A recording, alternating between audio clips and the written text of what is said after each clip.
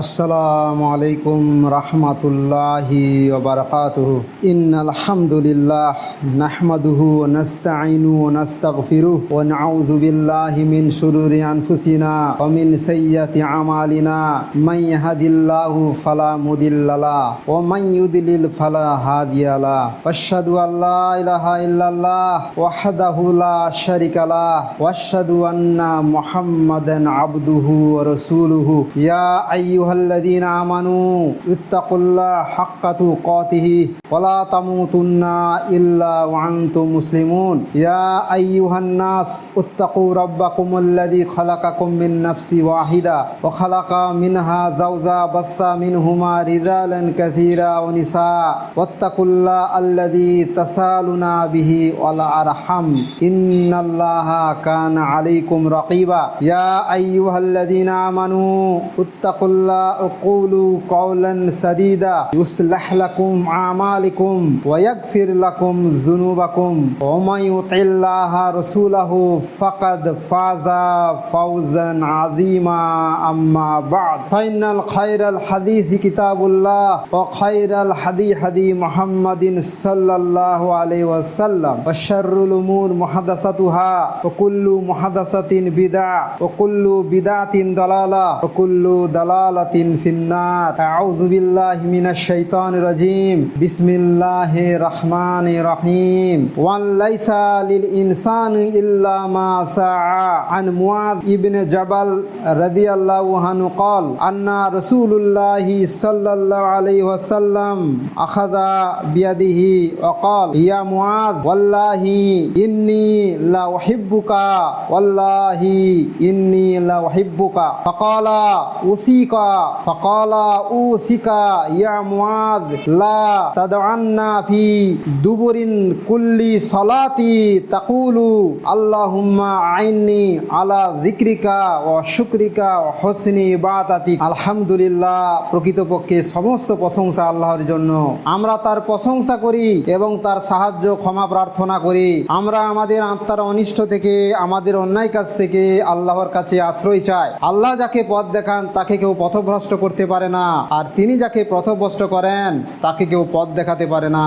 আমি একাই সাক্ষ্য দিচ্ছি যে আল্লাহ ছাড়া কোনো সত্য কোনো ইলাহ নেই, যার কোনো শরীক নেই, এবং আমি সাক্ষ্য দিচ্ছি যে মুহাম্মদ সাল্লাল্লাহু আলাইহি সাল্লাম তার বান্দা রাসূল। হে মুমিনগণ, তোমরা যথার্থভাবে আল্লাহ তাকওয়া অবলম্বন করো এবং তোমরা মুসলিম না হয়ে কোনো অবস্থা মৃত্যুবরণ করো না।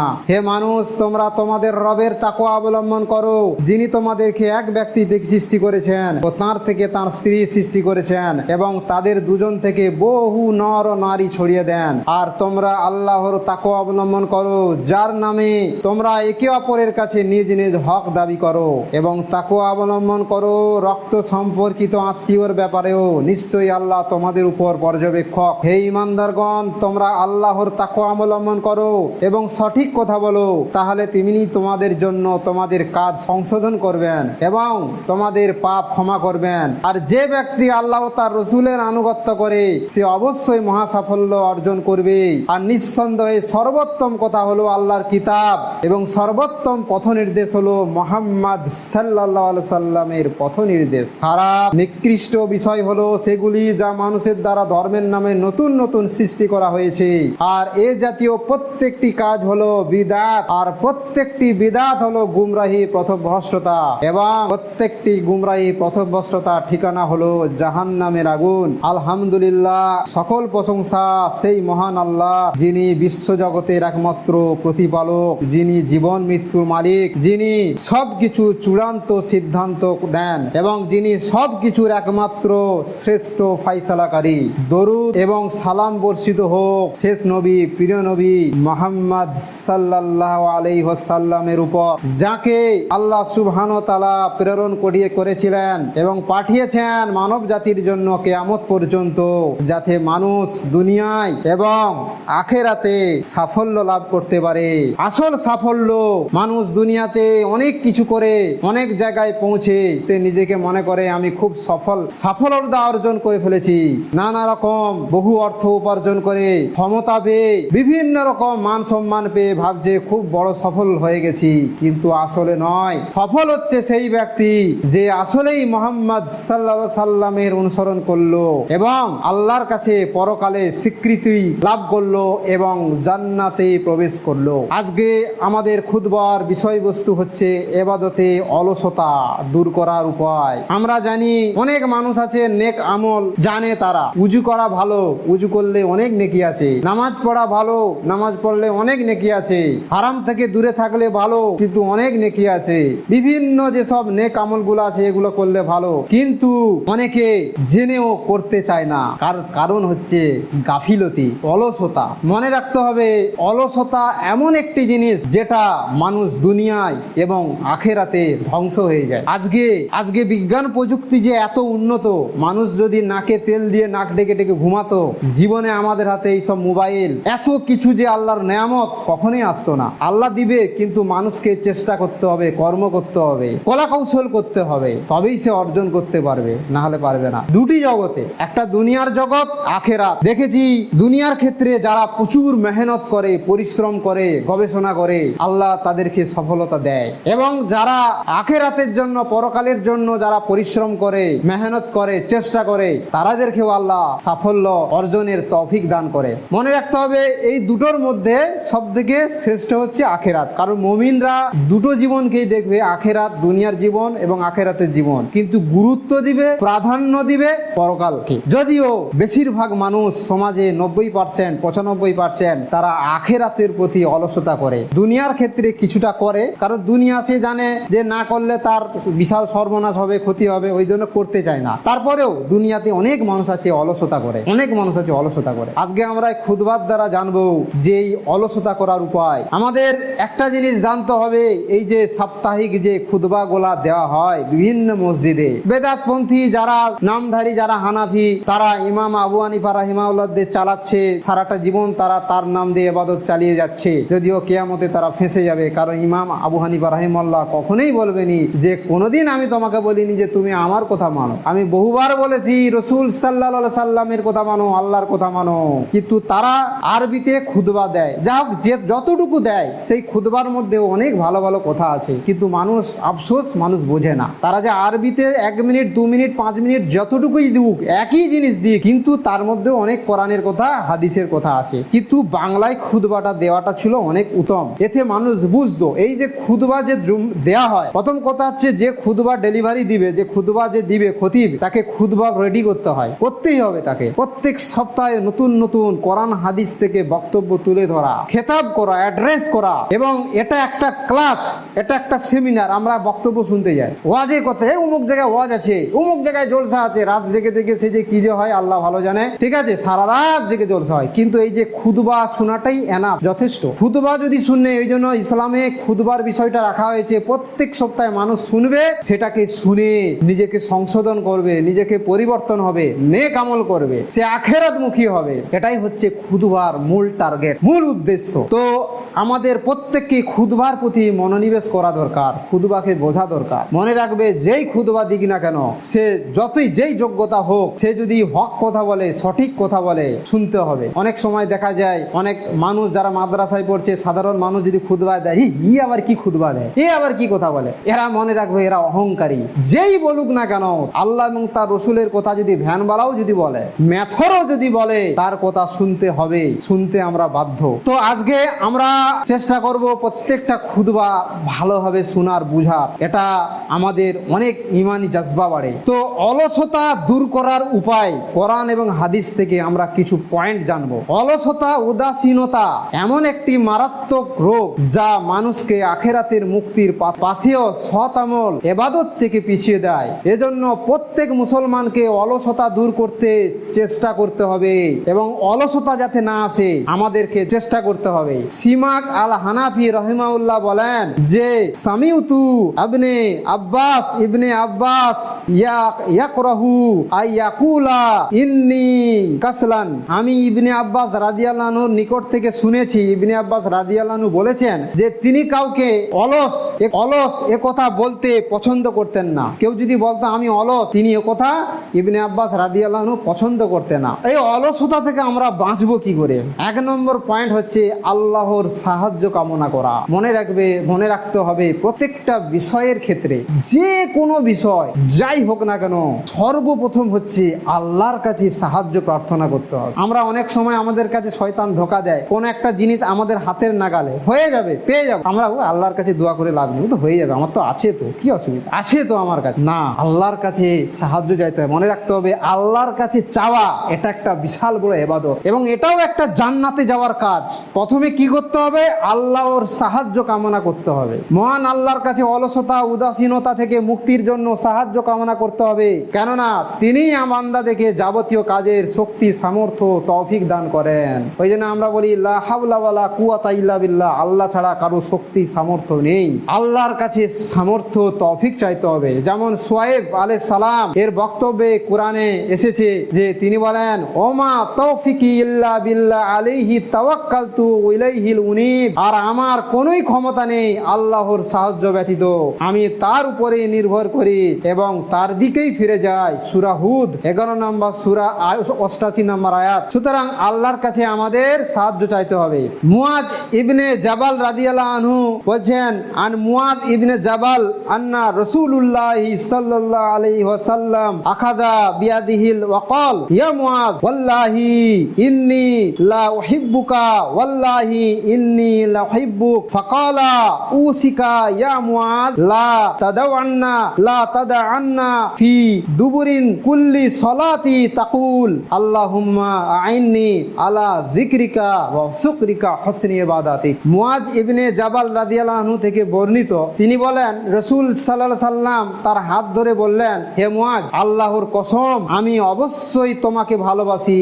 আল্লাহু আকবার। এখানে কথা বলার স্টাইলটাই আলাদা। আমাদেরকে অনেক সময় আমরা কোনো মানুষকে বলার আগে হুট করে মেন জিনিসটা বলে দিই, কিন্তু এটা ঠিক নয়। এখান থেকে একটা জিনিস শিক্ষা, তাকে আগে রেডি করতে হবে, বলার আগে রেডি করতে হবে, তাকে কিছু ভালো কিছু কথা, ওই জন্য কাউকে কিছু বলার আগে তার প্রশংসা বলতে হবে। আমরা বলে, এই উমুক, মাশাআল্লাহ তোমার দাড়িটা দেখছি মাশাআল্লাহ খুব সুন্দর, তোমার চেহারাটা দেখছি মাশাআল্লাহ খুব সুন্দর, বা আমরা বলতে পারি আমি তোমাকে আল্লাহর জন্য ভালোবাসি, খুবই ভালোবাসি। এই রকম বললে কি হয়, তার অন্তর খুলে যায়। একটা লোককে যদি বলা যায়, ভাই তোমাকে আমি খুব ভালোবাসি, কিন্তু তোমার কাছে আমার একটা কথা আছে, কি? তুমি এই যে নামাজটা পড়ছো নি, এই যে দাড়িটা রাখছো না, এই যে বিড়িটা খাচ্ছো, এই যে জর্দাটা খাচ্ছো, এটা করা উচিত না। এটা এত সুন্দর দাওয়াতি ভঙ্গিমা, ভাবতে পারা যায়নি। তার অন্তর খুলে যাবে, বাহ ভাই আমাকে ভালোবাসে, বাহ এ তো আমার ভালো কিছু কথা বললো। তখন তার কি হবে, ওই যে নেগেটিভ দিকটা, মানে যে মেন যে দাওয়াতি কাজটা, তার গ্রহণ করাটা তার ক্ষেত্রে অনেক সহজ হয়ে যায়, সে গ্রহণ করতে চায়। এই জন্য আমাদের দাওয়াতি কাজে ব্যর্থতার একটা বিশাল বড় কারণ, সেটা হলো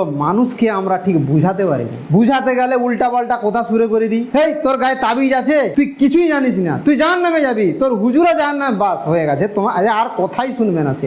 এইভাবে দাওয়াতি কাজ হয় না, এইভাবেই দাওয়াতি কাজ হচ্ছে, তার ফলে আমাদের সমাজে ব্যর্থ। ওই জন্য বড় বড় আলেম ওলামারা কেন তাদের দাওয়াতি কাজে এত বরকত, এত সফল? কারণ তারা দাওয়াতি কাজের প্রসিডিওর জানে, তারা নবী রসুলদের জীবনী পড়েছে। ওই জন্য দাওয়াতি কাজ করার আগে, মানুষকে কোরআন হাদিসের কথা বোঝানোর আগে নবী রসুলদের জীবনী চর্চা করতে হবে। তারা কিভাবে মানুষকে দাওয়াত দিয়েছে এটা বুঝতে হবে। আল্লাহ সুবহানাহু ওয়া তাআলা আমাদের যেন কোরআন সুন্নাহ মোতাবেক দাওয়াতি কাজ করার তৌফিক দান করেন। তো যাই হোক, মুয়াজ রাদিয়াল্লাহু আনহু বলছেন যে, হে মুয়াজ, তোমাকে আমি খুব ভালোবাসি, আল্লাহর কসম আমি অবশ্যই তোমাকে ভালোবাসি।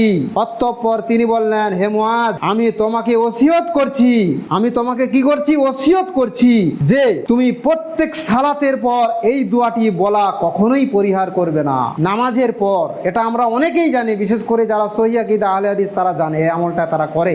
সালাতের পরে সালাম ফিরানোর আগে করা যায়, সালাম ফিরানোর পর, এটা প্রত্যেককেই করতে হবে, মুখস্থ করতে হবে, খুবই সহজ। সেটা কি? আল্লাহুম্মা আইন্নি আলা যিকরিকা শুকরিকা হুসনি ইবাদাতিক। হে আল্লাহ, আমি আপনার স্মরণে, আপনার কৃতজ্ঞতা প্রকাশে এবং আপনার উত্তম ইবাদতে আমাকে সাহায্য করুন। আল্লাহর ইবাদত করতে গেলে, সুন্দরভাবে টিকে থাকতে গেলে, ধৈর্যের সাথে, একাগ্রতার সাথে, নিষ্ঠার সাথে, এটা আল্লাহর সাহায্য লাগবে, আল্লাহর সাহায্য নালে হয় না। তো এটা নবী সাল্লাল্লাহু আলাইহি ওয়াসাল্লাম কি শেখালো? যে তুমি আল্লাহর কাছে চাও যে আল্লাহ আমি যেন খুব সুন্দর ইবাদত করতে পারি, তোমার ভালো শুকরিয়া আদায় করতে পারি। এই হাদিসটি বর্ণনা করেছেন ইমাম আবু দাউদ, ইমাম নাসাই রাহিমাহুল্লাহ। 2 নম্বর, আল্লাহর নিকটে আশ্রয় প্রার্থনা করা। আল্লাহর কাছে যাবতীয় প্রয়োজন পূরণের জন্য মানুষকে সাহায্য প্রার্থনা করতে হবে, তেমনি তার কাছে অলসতা থেকে, উদাসীনতা থেকে আশ্রয় প্রার্থনা করতে হবে। আমাদের মনে রাখতে হবে অলসতা আসবে হবেই, কারণ আমরা মানুষ। 1 ঘন্টার মধ্যে 60 মিনিটে 60 রকম চিন্তা হয়। এক্ষুনি একটা জিনিস খুব ইচ্ছা জাগলো, এক্ষুনি করে ফেলবো, তারপর ভালো লাগছে নি, আর অলসতা লাগছে, হাই উঠছে, ঘুম ঘুম ভাব এসে যাচ্ছে, চোখ লাল হয়ে যাচ্ছে। মানুষের বৈশিষ্ট্য এইটা। ওই জন্য মানুষ হচ্ছে কি পরিবর্তনশীল, মানুষ একটা জটিল মেশিন। এই জন্য মানুষকে কেন 5 ওয়াক্ত নামাজের কথা বলা হয়েছে, কারণ মানুষ 30 দিনে 30 রকম থাকে। এই জন্য অনেক সময় হয় না, একটা মানুষকে একটা কথা বলে কি সুন্দর মেনে নিচ্ছে, আরেক সময় ওই কথাটা বলে সে রেগে যাচ্ছে। তার মানে কি, তার মুড বিভিন্ন রকম হয়। তো রাসূল সাল্লাল্লাহু আলাইহি ওয়াসাল্লাম হাদিসে এসেছে যে আনাস বিন মালিক রাদিয়াল্লাহু আনহু বর্ণিত, তিনি বলেন আল্লাহ রাসূল সাল্লাল্লাহু আলাইহি ওয়াসাল্লাম এই দোয়া করতেন যে হে আল্লাহ, আমি অক্ষমতা, অলসতা, ভীরুতা ও বার্ধক্য থেকে আপনার নিকট আশ্রয় চাইছি এবং জীবন মরণের ফিতনা থেকে, কবরের আযাব থেকে আপনার কাছে পানা চাচ্ছি। এটা কি সালাম ফেরানোর আগে এটা নামাজের মধ্যে পড়তে হবে। 3 নম্বর হচ্ছে নেক আমল সম্পাদনে ধৈর্য ধারণ ও কষ্ট স্বীকার করা। নেক আমল করতে গেলে ধৈর্য ধরতে হবে, একটু কষ্ট করতে হবে। আল্লাহ সুবহানাহু ওয়া তাআলা বলছেন ফাসবির কামা সাবরা উলুল আজমি মিনার রাসূলি ওয়ালা তাস্তাজিল লাহুম। অতএব তুমি ধৈর্য ধারণ করো যেমন ধৈর্য ধারণ করেছিলেন দৃঢ় প্রতিজ্ঞ রাসূলগণ, আর ওদের শাস্তির জন্য তোমরা ব্যস্ত হও না। আরেকটি হচ্ছে সময়ের সদ্য ব্যবহার করা। প্রত্যেকের জানা উচিত যে তার জীবনকাল প্রতি মুহূর্তে ক্ষয়ে যাচ্ছে, সুতরাং অলসতা, উদাসীনতায় তার জীবনের সময়গুলো নষ্ট করা উচিত নয়। এই যে আমরা সময়কে নষ্ট করছি, এটা খুব ভয়ঙ্কর জিনিস। সময়ের উপরে ইসলাম খুব গুরুত্ব দিয়েছে। আমরা জানি সূরা আল আসর বলে সূরা আছে, 103 নম্বর সূরা। আল্লাহ সময়ের কসম খেয়েছে, কারণ সময়ের প্রচুর গুরুত্ব আছে। আজকে মানুষ হেসে খেলে আড্ডা মেরে একটু ভালো ফ্রি টাইম পেয়েছে, খেলে সে কাটিয়ে দিচ্ছে গল্প গুজব করে। কিছু মানুষ তো আছে চায়ের দোকানে বসে বসে গল্প গুজব করে কাটিয়ে দিচ্ছে। কিছু মানুষ আছে পার্কে বসে, মোড়ে বসে, পোলের উপরে বসে, ব্রিজে বসে, নানা রকম জায়গায় বসে সময় কাটিয়ে দিচ্ছে। এটা খুব ভয়ঙ্কর। মানুষ সেই দিন বুঝতে পারবে এর পরিণাম কি। সুতরাং হচ্ছে প্রতিটি মুহূর্ত, ঘন্টা, মিনিট, প্রতিটি দিন, রাত, মাস, বছর জীবনকালের একটি অংশ, তা অবহেলা, অলসতা, উদাসীনতায় নিঃশেষ করা এটা বুদ্ধিমত্তার পরিচয় নয়। হাসান রাদিয়াল্লাহু আনহু বলেন যে ইবনে আদম ইন্নামা আনতা আইয়ামুন কুল্লামা যাহাবা ইয়াউমুন যাহাবা বাদু। আদম সন্তান, নিশ্চয়ই তুমি কতকগুলি দিবসের সমষ্টি। আদম সন্তান, তুমি কতকগুলো দিনের একটি অংশ, সমষ্টি। যখনই একটি দিন চলে যায় তখন তোমার জীবনের একটি অংশ চলে যায়। গত শুক্রবার জুম্মাবার চলে গেছে, আর আসবে না, ফিরে আসবে না। মানে একটা দিন চলে যাওয়া মানে একটা পৃষ্ঠা উল্টে গেল, সে পৃষ্ঠা আর ফিরে আসবে না। আজকে যারা ছোটবেলা অতিবাহিত করেছে তাদের জীবন আর ফিরে পাবে না। এই জন্য প্রত্যেকটি জীবন হচ্ছে গুরুত্বপূর্ণ, এটাকে ভালো কাজে লাগাতে হবে। জীবনের সময়কালের সদ্য ব্যবহার না করে হেলায় হারালে অবশেষে তাকে হাউতাস করতে হবে। যেমন আল্লাহ বলেন, আল্লাহ সুবহানাহু ওয়া তাআলা কুরআনুল কারীমে বলছেন হাত্তা ইযা জা আহাদুমুল মাউত ক্বালা রাব্বিরজিউন লাআল্লি আমালু সলিহান ফিমা তারাকতু কাল্লা ইন্নাহা কালিমাতুন হুয়া কাইলুহা ওয়া মিন ওয়ারাইহিম বারযাকুন ইলা ইয়াউমি ইউবআসুন। অবশেষে যখন তাদের কারো কাছে মৃত্যু এসে যায়, কারোর কাছে মরণ এসে যায়, তখন সে বলে হে আমাদের পালনকর্তা, হে আমাদের রব, আমাকে পুনরায় দুনিয়াতে ফেরত পাঠান। যার কাছে মৃত্যু আসবে, মালাকুল মউতকে তো মানুষ দেখতে পাবে না, যে মৃত্যুবরণ করবে সেই দেখতে পাবে। তার কাছে আরজ করে আমাকে একটু পাঠিয়ে দিন, একটু সময় দিন, তখন যাতে আমি সৎকর্ম করতে পারি, যা আমি করিনি, ভালো কিছু করিনি, আল্লাহ আমাকে একটু সুযোগ দাও যাতে করতে পারি। তখনই বলা হবে কাল্লা, কখনোই নয়, এটা তো তার একটি বৃথা কালিমা, একটা উক্তি, একটা কথা মাত্র যা সে বলে, বরং তাদের সামনে পর্দা থাকবে পুনরুত্থান দিবস পর্যন্ত। সূরা মুমিনুন 23 নম্বর সূরা 99 ও 100 নম্বর আয়াত। 5 নম্বর কর্মহীন ও পরনির্ভরশীল না হওয়া। কর্মহীন মানে কর্মহীন এবং পরনির্ভরশীল না হওয়া। মুমিন কখনো অকর্মণ্য পরনির্ভরশীল হবে না, বরং সে পরিশ্রমী ও কর্মঠ হবে। পার্থিব জীবনে তার দায়িত্ব পালন করবে আর এখান থেকে নিজের প্রাপ্য গ্রহণ করবে, অন্যের হক আদায় করবে। আল্লাহ সুবহানাহু ওয়া তাআলা বলছেন বলছেন হুয়াল্লাযী জাআলা লাকুমুল আরদা যালুলান ফামশু ফি মানাকিবিহা ওয়া কুলু মির রিজকি ওয়া ইলাইহিন নুশুর। তিনি তো তোমাদের জন্য জমিনকে, এই পৃথিবীকে সুগম করে দিয়েছেন, কাজেই তোমরা এর পথে প্রান্তরে বিচরণ করো এবং তার দেয়া রিজিক থেকে তোমরা আহার করো, আর তারই নিকট তোমাদের প্রত্যাবর্তন, তারই কাছে তোমাদেরকে ফিরে যেতে হবে। সূরা মুলক 67 নম্বর সূরা 15 নম্বর আয়াত। আর আল্লাহ তোমাকে যা দিয়েছেন তার দ্বারা আখিরাতে দৃঢ় অনুসন্ধান করো, অবশ্যই দুনিয়া থেকে তোমার প্রাপ্য অংশ নিতে ভুলো না, আর অন্যের প্রতি অনুগ্রহ সাদকা করো যেমন আল্লাহ তোমার প্রতি অনুগ্রহ করেছেন। সূরা কাসাস 77 নম্বর আয়াত। মিকদাম রাদিয়াল্লাহু আনহু সূত্রে বর্ণিত, তিনি বলছেন যে নিজ হাতে উপার্জিত খাদ্যের চেয়ে উত্তম খাদ্য কখনোই কেউ খায় না। আল্লাহর নবী দাউদ আলাইহিস সালাম নিজ হাতের কামাই খেতেন, কারণ হচ্ছে নিজ হাতে উপার্জন করা এটা হচ্ছে সবচেয়ে বড় উত্তম। ওই জন্য এটা তাদের ক্ষেত্রে বেশিরভাগ বলা হয়েছে যারা অলসতা জীবনযাপন করে। অন্যের উপর, যেমন ভিখারিদেরকে বলতে পারে, এরা এক প্রকার অলস, করতে যায় না, দ্বারে দ্বারে বিভিন্ন যায় ভিক্ষা করে কিন্তু কর্ম করতে যায় না, কাজ করতে চায় না, এই যে অন্যের উপর নির্ভরশীল। ইবনে মাসউদ রাদিয়াল্লাহু আনহু বলছেন যে আমি কোন ব্যক্তিকে অকর্মণ্য দেখতে অপছন্দ করি, যে না আখিরাতের জন্য কোনো কাজ করে আর না দুনিয়ার জন্য কাজ সম্পাদন করে। সাধ্য মতো চেষ্টা করা, অলসতা দূর করার আর একটা উপায় কি? সাধ্য মতো চেষ্টা করা, পার্থিব জীবনে সাধ্য মতো কাজ করা এবং নেক আমলে সচেষ্ট হওয়া দুনিয়া ও আখিরাতের সফল হওয়ার একমাত্র উপায়। আল্লাহ সুবহানাহু ওয়া তাআলা বলছেন ওয়ালাইসা লিল ইনসানি ইল্লা মা সাআ, আর মানুষ কিছুই পায় না তার চেষ্টা ব্যতীত। সূরা নাজাম 53 নম্বর সূরা 39 নম্বর আয়াত। মানুষ যদি কোনো কিছু অর্জন করতে চায় তাকে অবশ্যই চেষ্টা করতে হবে, প্রত্যেকটি ক্ষেত্রে, দুনিয়ার ক্ষেত্রে, আখিরাতের ক্ষেত্রে। আখিরাতে চেষ্টা করতে গেলে, জান্নাতে যেতে গেলে তাকে কষ্ট করতে হবে, তাকে বিশাল নেক আমল করতে হবে, ধৈর্য ধরতে হবে, লেগে থাকতে হবে। এরকম দুনিয়ার ক্ষেত্রেও সেম একই জিনিস, তাকে চেষ্টা করতে হবে। 7 নম্বর হচ্ছে দীর্ঘজীবী হওয়ার আশঙ্কা করা। দীর্ঘজীবী হওয়া, মানুষ মনে করে আমি অনেক বছর বেঁচে থাকবো, আমার তো অনেক সময় আছে, সুতরাং এখন কাটিয়ে দিই, আমার চিন্তা কি, এখনো 70, 80, 90, 100 বছর বাঁচবো, আমি তো ভালো আছি, সুস্থ তো আছি, কি অসুবিধা, এখন যাক না, পরে হবে, পরে কাজ করব। অনেকে দীর্ঘ জীবনের লাভের আশা করে নেক আমল করে, নেক আমল পরে করার চিন্তা করে এবং শেষে জীবন যাপন তাকে পাপ থেকে তওবা করবে বলে বিলম্ব করে।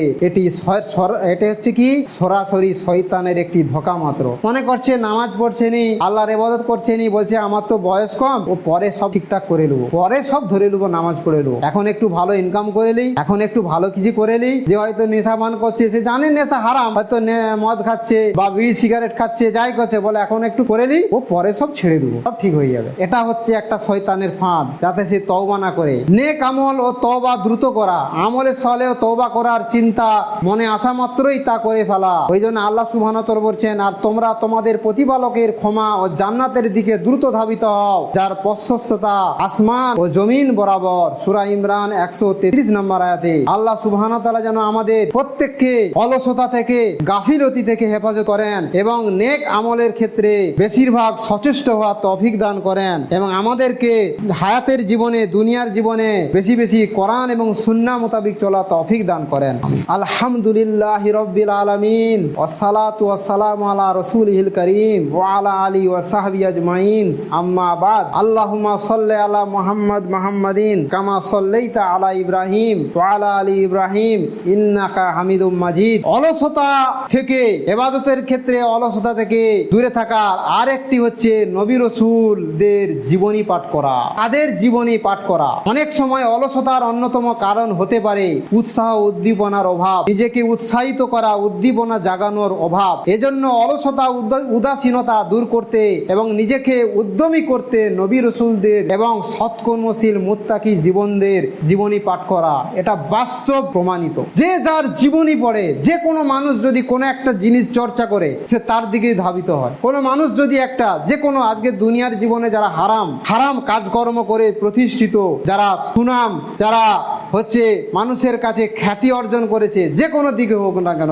রাজনৈতিক দিক হোক, সিনেমার দিকে হোক, যে কোনো দিকে হোক, কোনো একটা যদি কোনো মানুষ তাদের নেতাদেরকে যদি তার জীবনী চর্চা করে, তাদেরকে যদি কথা শুনে, তাদের মজলিসে বসে তাদের যে কোনো গল্প গুজব যদি শুনে, সে তার দিকেই প্রভাবিত হয়। এটা হবেই। একটা ধার্মিক মানুষ যদি কিছুদিন পার্টি অফিসে বসে রাজনীতি চর্চা করে, অটোমেটিক সে রাজনীতির দিকে সে ধাবিত হবে, তার মধ্যে গণতন্ত্রের বীজ ঢুকে যাবে। ওই জন্য মুমিনদের উচিত হচ্ছে এই যে সময় সমস্ত মিডিয়া যারা সব সময় রাজনীতির কথা বলতেই আছে, এই জন্য এদের থেকে দূরে থাকা যথাসম্ভব ভালো। হ্যাঁ, খোঁজ খবরের জন্য একটু আধটু খবর শোনা যেতে পারে, খবর নেওয়া যেতে পারে অথেন্টিক সোর্স থেকে, কিন্তু মনে রাখতে হবে যাদের জীবন নাপাক, যাদের যাত্রা হচ্ছে জাহান্নামের, তাদের জীবনী চর্চা থেকে, তাদের কথাবার্তা শোনা থেকে, তাদের মজলিস থেকে একজন মুমিন মানুষকে যথাসম্ভব দূরে থাকতে হবে, কারণ তাদের কথা মানুষের জীবনে প্রভাব বিস্তার করবে। এইভাবেই তো হয় একটা বেনামাজিকে যদি কোনো দিনদার দিনী মজলিসে আনা যায় দিনের পর দিন, অটোমেটিক তার মনটা অন্তরটা একটু নরম হবে দিনের প্রতি। এই জন্য নবী রসুলদের জীবনী যদি চর্চা করা যায়, তার ইচ্ছা জাগবে যে আমিও মোহাম্মদ সাল্লাল্লাহু আলাইহি সাল্লামের জীবন মতো হই, আমিও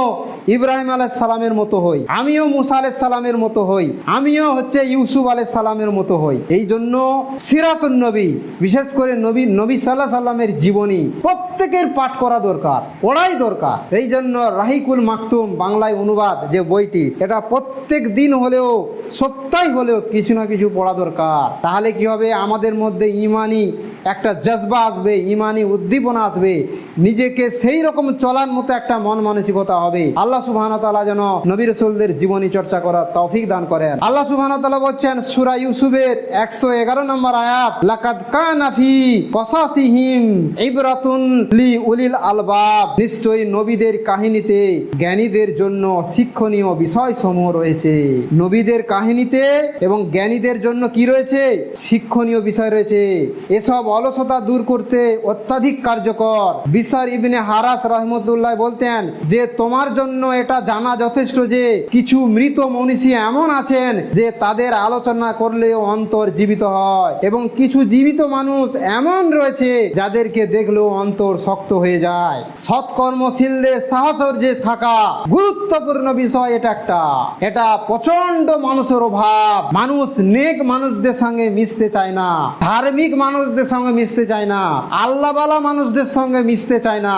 যদি মিশতো তাহলে মানুষ গুমরা হতো না, হেদায়েত থেকে দূরে হতো না, নামাজি থেকে বেনামাজি হতো না, একজন ভালো থেকে খারাপ কখনোই হতো না। একটা মানুষ, যে মানুষটা আজকে বিড়ি খাওয়া ধরছে, বিড়িখোর হয়েছে বা মদখোর হয়েছে, দেখতে হবে তার প্রথমের সে কিন্তু মদটাকে ঘৃণা করতো। যখনই প্রথমেই সে বিড়ি বা সিগারেটটা খেয়েছে, প্রথমেই সে মাথা ঘুরে গেছে। আরে সে হয়তো কোনো একটা মানুষের সঙ্গে মেলামেশা করেছে, কতকে সে বিড়ি খেতো, আর একটু বিড়ি মান না, একটু সিগারেটটা খা না, একটু জর্দাটা খা না, একটু তেরেঙ্গা বা এই যে বিভিন্ন সব নাম আছে একটু খা না। সে কিন্তু প্রথমে সহ্য করতে পারেনি, কারণ মানুষকে আল্লাহ স্বভাবগতই পবিত্র হালাল খাবার গ্রহণের তার শক্তি দান করেছে, হারাম খাবার ভক্ষণ করার তার শক্তি নেই। ওই জন্য জর্দার যে ঝাঁজ প্রথমে সে সহ্য করতে পারেনি, প্রথমে খুব কষ্ট, তারপর দুবার তিনবার চারবার মারতে মারতে বাস তার নেশা হয়ে গেছে। এইভাবে প্রত্যেকটা জিনিস, যে মানুষটা যারা আজকে নগ্ন হয়ে অবস্থায় পোশাক ঘুরছে, সে প্রথমে কিন্তু ওটা করতো না। একটা মহিলা ছেলে প্রথমে সবাই সামনে নাচতে সে একটা লজ্জা বোধ করতো, নাচবো ছি কেমন লাগে, তারপর নাচতে নাচতে নাচতে নাচতে এমন হয়ে গেছে বাস তার অভ্যাস হয়ে গেছে। এখানে বলার উদ্দেশ্য হচ্ছে আমরা যদি ভালো মানুষের কাছে থাকি, ওই জন্য এই যে একটা জিনিস আমরা জানতে হবে, এই যে আমরা পীর মুরিদি এটাকে হারাম বলছি, হ্যাঁ পীর মুরিদি ইসলামকে সর্বনাশ করেছে, শিরকের দরজা খুলে দিয়েছে, বিদাতের দরজা খুলে দিয়েছে, কিন্তু মনে রাখতে হবে এই পীর মুরিদি জিনিসটা অনেক ভালো জিনিসও করেছে, ভালো জিনিস করেছে, কিন্তু ভালোর কাজটা কম। আজকে ম্যাক্সিমাম পীর যদি সত্যিকারের তারা যদি কোরআন সুন্নাহ তাওহীদ সুন্নত মোতাবিক যদি চলাফেরা করতো, যে পীর ঠিক আছে নিজেকে বলুক, কিন্তু সে প্রত্যেকটা কথা আল্লাহ এবং তার রসুলের কথা বলতো, যে পীর বলতো মুরিদকে যে তুমি আমার কথা মানো, কিন্তু খবরদার আমার যদি ভুল হয় আমার কথা ছুঁড়ে ফেলে দিবে, আমার যদি কোনো কথার মধ্যে হারাম থাকে মানবে না, তুমি মানবে আল্লাহ এবং তার রসুলের কথা। এরকম যদি তারা করতো, বা তারা যদি বলতো যে আমাদের এখানে বাড়াবাড়ি করবে না, আমরা মরে গেলে কবর পাকা করবে না, মাজার করবে না, শিরক করবে না, বিদআত করবে না, তাহলে পীর মুরিদিটা আজকে এই রকম গুমরাহির দিকে যেত না। পীর মুরিদিটা যদি একটা দৃষ্টিকোণ থেকে খুব ভালো, একটা মুরিদ, যদিও পীর মুরিদি এই যে সিস্টেমটা এটা ইসলাম সমর্থন করে না, এটা একদম টাটকা শিরক বিদআতের আখড়া, মানে শিরক বিদআত যে শুরু হয়েছে, কবর পূজা মাজার পূজা শুরু হয়েছে পীর মুরিদির কারণে। তো পীররা যদি এইরকম পীরের কাছে যদি কোনো মুরিদ খারাপ মানুষ যেত, যে তার কাছে কি হচ্ছে পীরের তাকওয়া, পরেশগারিতা, আল্লাহ ভীরুতা দেখে মুরিদও ভালো হয়ে যেত। কিন্তু আফসোস বেশিরভাগ মানুষ এইভাবে হয় না। তো আমাদের কর্তব্য হচ্ছে যারা পরেশগার মানুষ, দিনদার মানুষ, আমাদেরকে খুঁজতে হবে, তাদের সঙ্গে মেলামেশা করতে হবে। আল্লাহ সুবহানাহু ওয়া তাআলা এই ব্যাপারে বলছেন, ইয়া আইয়ুহাল্লাযীনা আমানু ইত্তাকুল্লাহ কুনু মা'আস সাদিকিন, হে মুমিনগণ তোমরা আল্লাহকে ভয় করো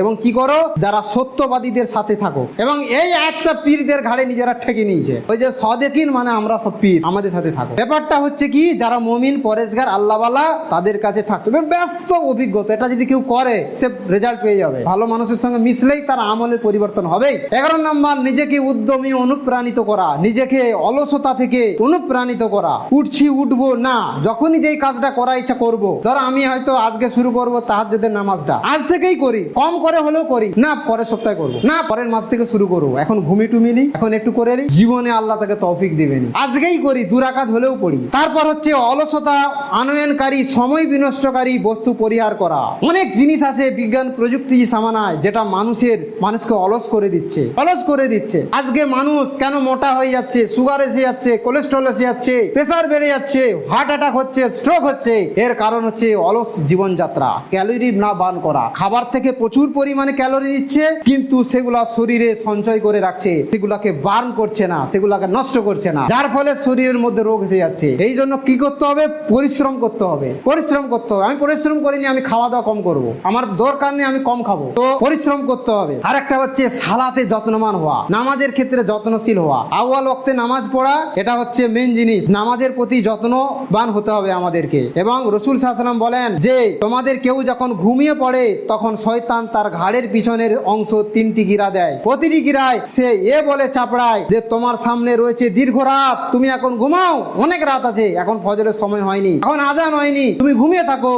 অতঃপর সে যদি জাগ্রত হয়ে আল্লাহকে স্মরণ করে, দোয়া পাঠ করে, তখন একটি গিরা খুলে যায়। তারপরে যদি উজু করে আরেকটি গিরা খুলে যায়, তারপর যদি সালাত আদায় করে আরেকটি গিরা খুলে যায়, তার ফলে 3টি গিরা খুলে যায় এবং তার প্রভাত হয় উৎফুল্ল মনে, অনাবিল চিত্তে।